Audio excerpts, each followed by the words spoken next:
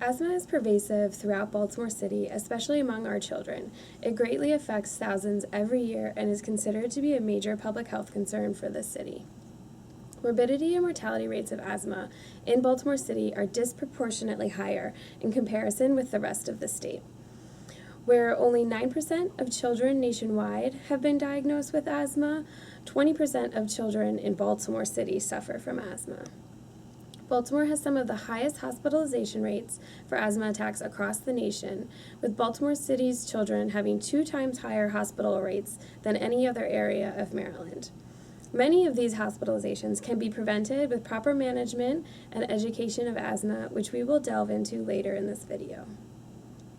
African American children and children living below the poverty line are shown to have poor health outcomes when it comes to asthma. African American children suffer more from asthma than their Caucasian or Hispanic counterparts in Baltimore City. They suffer from higher rates of emergency room visits, higher rates of hospitalizations, and overall higher mortality rates from asthma. In this video, we will cover basic asthma education that's critical to the health of your child.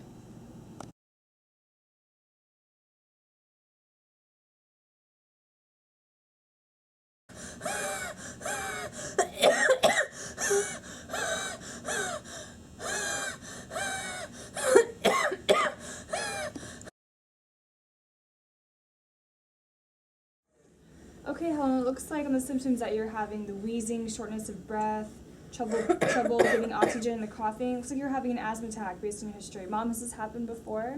Yeah, she has a history of asthma. Do you know if she's used her albuterol yet today? No, we ran out of the albuterol a couple weeks ago. Okay, well, we're going to start by putting some oxygen on, okay? All right, take some deep breaths for me if you can. Sit up straight. Good. Okay, Helen, so this is your spacer. It attaches to your albuterol medication. So the spacer is going to help deliver this medication the best way as possible. It's also going to help with the taste, okay? So I want you to take off the oxygen mask, and we're going to take a puff on the inhaler. How long do I inhale for? 10 seconds. We'll count with you, okay? So push down and inhale for 10. 10, 9, 8, 7, 6, 5, 4, 3, 2, 1.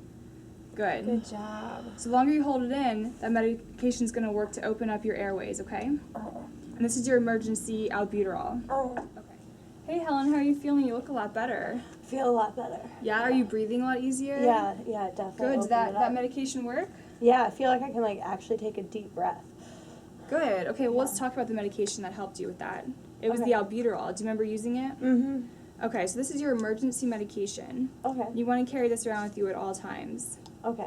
So it's a fast-acting drug. It'll work in 5 to 15 minutes and really open up that airway. Okay. But you really only want to use it in emergency situations. Okay, so I shouldn't just take it every day? No, you don't want to take it every day, because if you do take it every day, more than what you actually need it for, it might actually make your asthma worse. Okay. Okay? Mom, do you understand also? I think so. So this is just to be used in emergency situations. Right. It's called a short-acting beta agonist. Okay. And Okay. then I think though that we do have an inhaler she Yeah, uses I every day. I do use an inhaler every day. Is Oh, that that's bad? good. No, that's good. That's probably your salmeterol. Yes, Right? that sounds right. Okay, that's a long-acting beta agonist. And that one you Okay. do want to use once a day, every day. Okay. Okay, so that's good.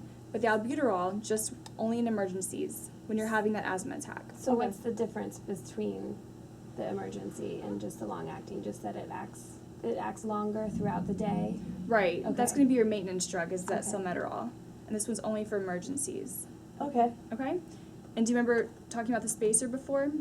A little bit. I don't remember. Mom, do you know how Yeah, to we- set it up? We don't have one of those. You don't have so one at we don't really home? know how to use it. Okay. Well, this will be good because it'll give you as much medication as you need, and it'll make the taste better. Oh, good. Okay, so you want to take off the cap, put it in here, just Okay. like that. Slides in. Okay. You put your mouth on this side, opens up. You push down and inhale as deep as you can to get all that medication and hold it Okay. for 10 seconds like we did before. Okay. Okay?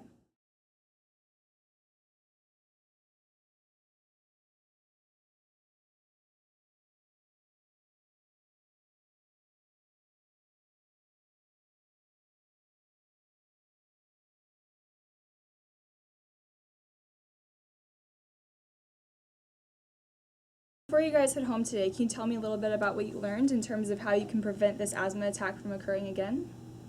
Well, I'm gonna try and make sure to like wash my hands as much as possible so I don't get any infections or anything like that. Good. And Mom, you got to make sure the house, we don't have a lot of dust and Yeah, we'll be doing mold some and extra stuff like chores that. around the house. Yeah, yeah. And I'll make sure that maybe we can get an exterminator in and just make sure we don't have a cockroach problem and clean up all of those areas with a lot of Yeah. dust and allergens floating around. And Good. you know, try and just limit my exposure to like being outside when the pollution rate is high. Good. You want to remember to take that medication every day too, right? Yep. Yeah. Oh yeah. We'll come up with a good schedule so we remember. Yeah. Maybe put an alarm on the cell phone. That could help you out. Oh, that's a good idea. Right. And also remember those signs and symptoms of when you're having an attack. Okay. Yeah, I remember like I couldn't breathe. I felt like I Just couldn't wheezing. breathe. Just coughing. Right. Good. So you use that albuterol, and if it's still not being managed, you want to come back in here to the hospital. Okay. Okay. Okay. All right. All right. Okay, Thank you you. so much. Thank you guys. Bye.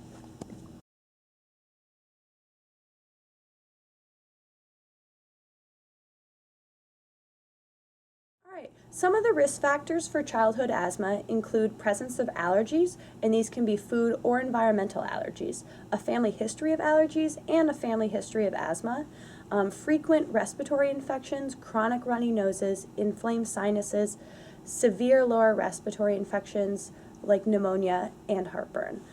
Other risk factors for childhood asthma would be a low birth weight and also exposure to cigarette smoke before and after birth. Other risk factors include eczema and other chronic skin conditions. African American males have an increased risk for childhood asthma, as well as those being raised in low-income environments, and obese children have an increased risk for childhood asthma. Thank you so much for tuning in.